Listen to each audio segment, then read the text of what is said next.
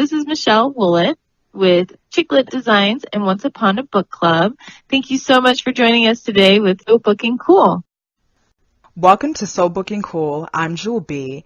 Today we have the owner and designer of Chicklet Design and Once Upon a Book Club. She is Michelle Wolett. Michelle Wolett, it's so exciting to have you here on So Booking Cool. How is it going? Hi, thank you so much for having me. I'm super excited to be here. It's going good. Very busy right now. Lots of orders for, right now we just launched our 12 days of book club miss. It's like an advent calendar that we started. So it's just been pretty busy. My phone's going off the hook, which is super exciting. Wow. Okay. So by the way, can you tell us what a typical day looks like with running Once Upon a Book Club? So I do everything, right now I do most of it from home, except for I have a warehouse, over it, like probably about 20 miles from me where it's like a fulfillment center. So that way they can store everything and then they package and ship it out to my customers. But right now, I do a lot of design work and marketing myself kind of thing. So, I usually go and drop my kids off to school or preschool and then I come home and I start working on my computer. I usually have deadlines that I need to get through, so I usually spend a lot of time designing because there's a lot of work that goes just particularly into Once Upon a Book Club because it's like a monthly subscription box, but it's where we send a book to read each month, but instead of, the normal spin of like any kind of book subscription box, we actually replicate certain items that are described in the book. So if a character in a book is pulling out an old key out of a purse that she found in the attic and it goes to describe the key and the purse, then we will literally replicate that item. So we would wrap up a gift that says page 26. And as you're reading about it on page 26, there will be a little open your gift sticker and you'll open the gift that says page 26 and it'll be that same purse with the with the key inside it. So we really make it feel as if you're like part of that book, like you're actually inside of that book kind of thing. So, but as you can imagine, that takes a lot of time as far as designing and designing the wrapping and the actual gifts and trying to replicate everything to the minute detail. So like an old photograph, somebody will, like if the author is really descriptive and we have to replicate a photograph, then it's a lot of photoshopping. And so it's a process, but I really love it. And we get to read books, the rest of the time. So I typically go to our community pool out here and I sit here and read. I usually probably read about 10 books a month for adult, and then my assistant also reads about 10 books a month for a young adult. Wow.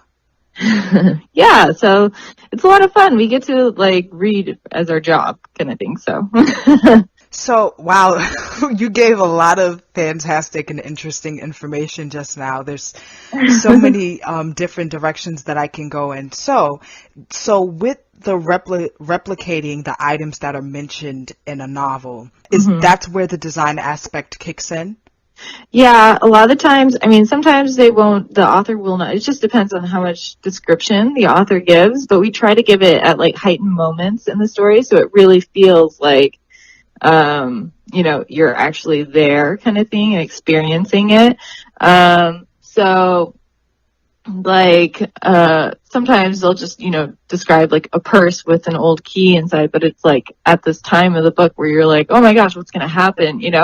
So then we'll design the purse to look something that is trendy or something that we feel like would be good for that era or wherever they are. And then, we make little tags for it, and then I have to design the actual gift, the packaging for it, and we have about 5 gifts per box, and then there's 2 boxes, so probably about 10 gifts that I sit and actually sit there and design.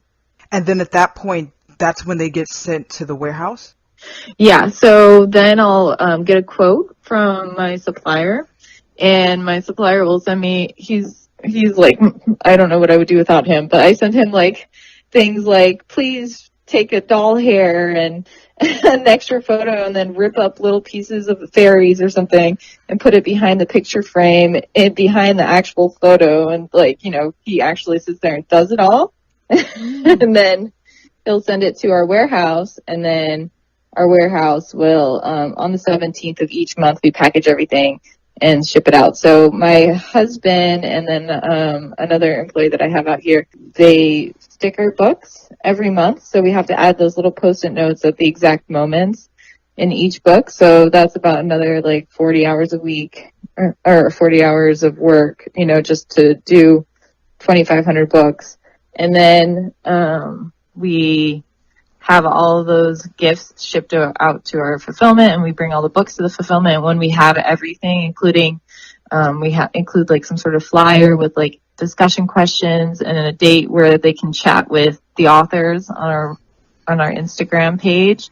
So we make these little inserts kind of thing, and then we also design a little quote card. So once we have everything that we need for that box, then we'll be able to package everything, and it usually takes them about 3 days to like get it out to all of our customers. So when did you realize that you wanted to work in design, and how early did your love for reading begin? I grew up reading. I grew up reading, like, I loved Boxcar Children and, like, all those little series, when I was, like, 7 or 8 years old. That's all I did was read Babysitter's Club and all of those kind of books. And so there was a point in my life where I kind of stopped reading, and I think it was, like, more around college where, I was just focusing on friends and, school and everything like that, so I didn't really read as much, but I was always like scrapbooking and doing crafts and stuff even when I was in college. And so my parents, the whole like premise between Chicklet Designs is my parents were going through a rough time. So both my parents are from Slovakia and the Czech Republic, and they immigrated here when they were younger. And they met each other and fell in love and moved to Colorado, and they had me and then my 2 little brothers. And my dad's a very hands-on type person. So he built our house, that we grew up in with his own 2 hands. It took him like a couple of years, but he was able to build it. And then, it was basically paid off because he built it with all the supplies he had. He didn't have to take out a loan or anything. And my mom's brother asked my parents to co-sign like something for his business, that he was in Virginia and he wanted to do like a water business or something. And my parents agreed to co-sign it, and his business went under, and it took my parents' house. And so my dad was just like devastated, and I was trying to like find a way to make an income to like send them money, so I came up with like, first, I came up with Spoonful of Chocolate, which it was sending chocolate spoons. And that didn't really work out very well because I lived in Arizona. So once summer hit, all the chocolate spoons melted. But I already had created a website and everything, so I started making book purses, like stuff out of books and everything. So I made like handbags out of books and Kindle cases and iPad cases, and that started to take off. I was in Vogue and like British Vogue and everything. So I was super excited about it. And then I just decided to do some rebranding. And after a while, my parents lost their house, and my dad was like, I don't want, he's very, I don't know, he just didn't want to take my money. So he was like, stop sending the checks. And I just didn't want to give it up at that point because I fell in love with reading again. And like, I really loved that I was able to make extra money on the side. So I just rebranded, made Chicklet Designs. And then ever since then, I like quit my day job, and it's just kind of taken off because I seem to get like, whenever I'm bored, I seem to get more ideas. And so that's when I came up with Once Upon a BookCase, which is for phone cases. I started designing books. I actually am self-taught as far as designing. So I've always been crafty, but I've just learned how to design myself by watching YouTube videos and stuff like that. And the phone cases started taking off. And so I created a subscription box where they could get a phone case a month, and I would just kind of pair it up with themed items. And then I came up with Once Upon a Book Club like 2 years ago, because I was trying to make something for my mom to send to my mom for her birthday, and I didn't want to just send her a book because I just read a book in a book club that I really loved. It was called The Nightingale by Kristen Hanna, and I really wanted to send it to her, but then I was like, I'm not just going to send her a book. I also want to like pair something that would be cool that was described in the book. So I wrapped up a little jar and then like put a little sticky note in there right when she was supposed to open it with like a list of all the kids that she helped save from like World War II. Mm-hmm. And she kept a little jar with those names in it in her like cellar. And so I like got a cool little jar that I thought she would like, and I put those lists of names in there, and then I was like, you know what, I can make a subscription box with this. And then a few months later I launched it, and it's been really good. Woo! You are awesome, Michelle. You really are. And you have such an entrepreneurial spirit. Now with the bookcases, these are cases that can go for phones that have covers of books, like book covers? Yeah, so they're like flip cases. Like, you know how you see like regular flip where you could put like your credit cards and your stuff like that? Yeah. And so I just designed it to look like a book. So like I take, I know I'm like worried about getting sued and stuff, so we have stuff that's in the public domain. So a lot of the classics you'll see like Catcher in the Rye or Gatsby or Pride and Prejudice. And I design it to look like an actual book, and it's printed on a phone case, like a blank phone case. And we can create it in most sizes. Like we have all of the iPhones and the Samsungs, and then some of the Google phones. And so it's pretty cool. What's some of the most memorable feedback that you get from your companies?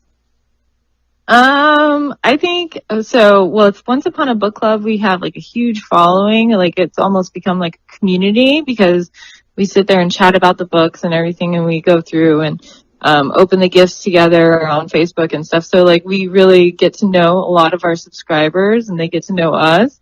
And it's almost like we've built friendships, you know, with like a whole bunch of people.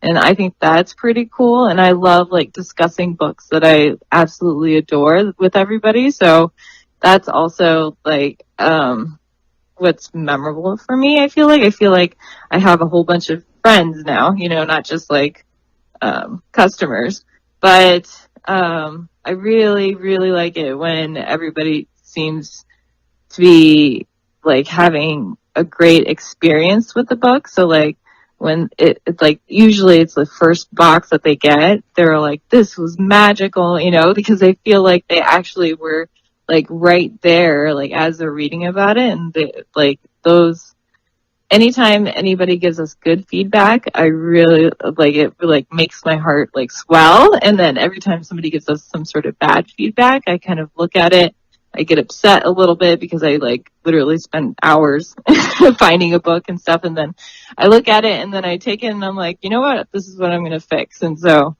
it actually does help me, even though I get a little mad. Yeah. So can you tell us about the selection process for Once Upon a Book, like with the adult side and the young adult side? Yeah. So we have to look for books that are published within 3 months of our shipping date. So right now I'm looking for a January book, and obviously those aren't published yet. So publishers send me advanced reading copies, and then we go through, and a lot of the times I'll be really into a book and I'll be like halfway through and there's still no like description of any kind of gift.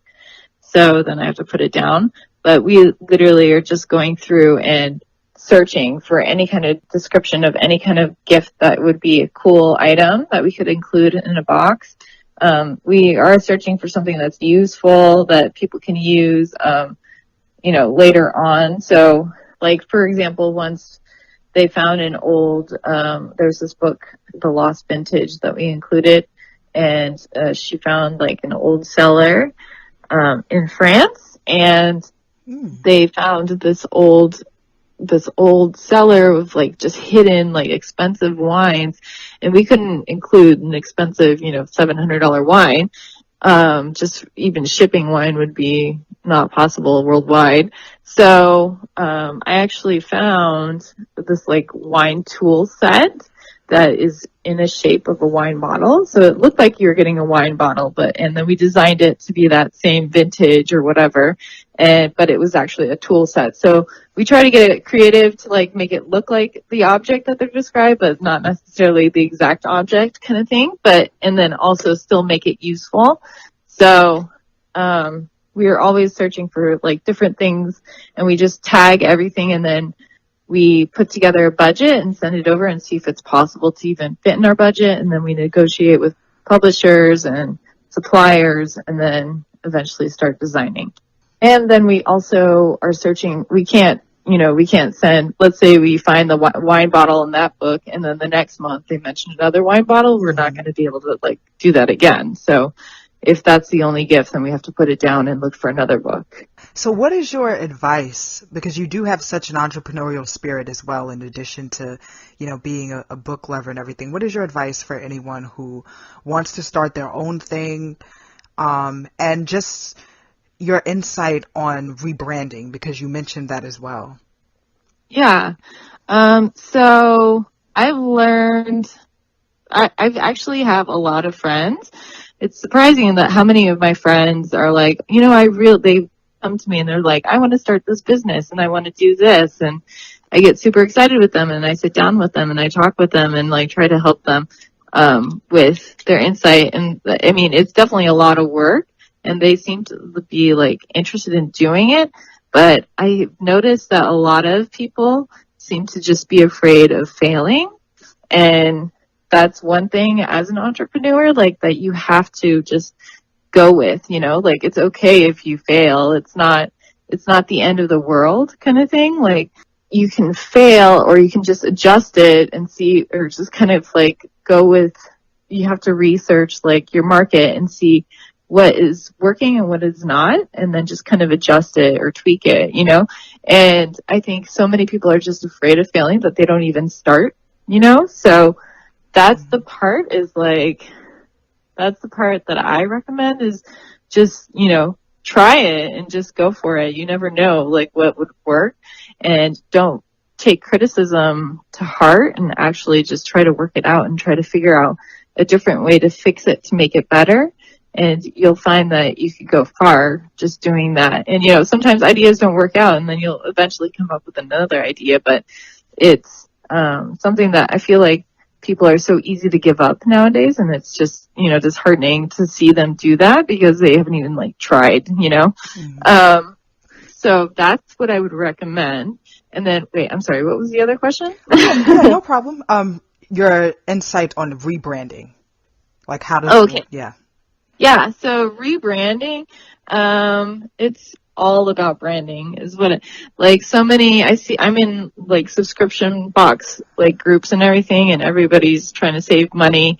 And that's one thing where I feel like you shouldn't be saving your money. Like that's something that's part of your marketing is branding. So like you really need to focus on how everything looks aesthetically, and like, and making sure everything looks really pretty and cute, and all the colors match and everything, and like you really stand out, because people will take pictures of that, and that's like your own marketing kind of thing. They'll take pictures of it and post it on Instagram and be like, we have a box. Our subscription box is an actual like giant fuchsia book. So it looks like an actual book, but it's a shipping box, so we just put our shipping labels on the back, but, it just looks like we're sending out thousands of books. And so everybody at the post office takes pictures of it and posts it on Instagram, and then everybody who sees it on the front porch somewhere, we'll just be tagged in a bunch of pictures just because of that branding. So it's all about standing out and making sure that you're just not cheaping out on certain things that could really help your brand overall.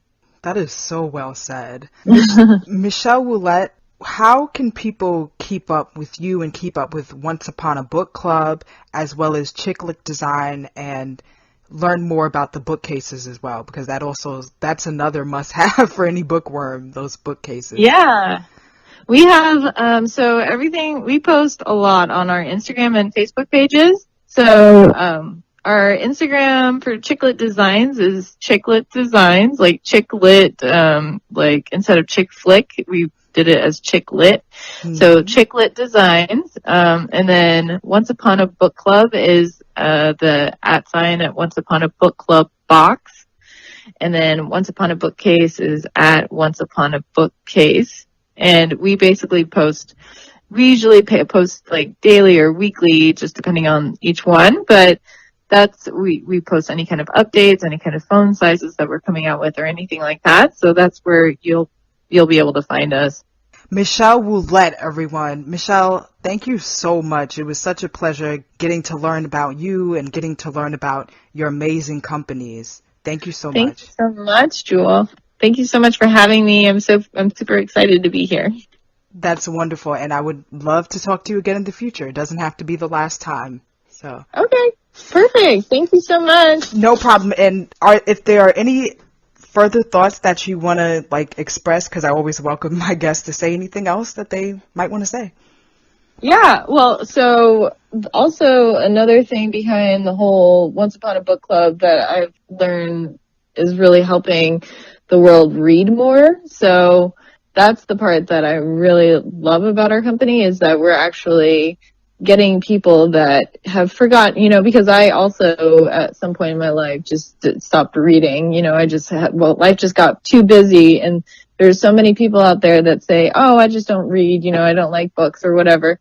And this has actually changed their mind, because they're not supposed to open their gifts until they reach a certain page. So it gets them, it's almost like a treasure hunt for them, where, they have to finish the book in order to open all the gifts. So I have so many customers coming to me saying that this has gotten them to read again, and they're so thankful for this box kind of thing. And so eventually we want to open it up for younger children to help them fall in love with the world of reading too. Oh my goodness. Don't you guys just love that? Thank you again so much. And to all the listeners, until next time, so booking cool. So booking cool.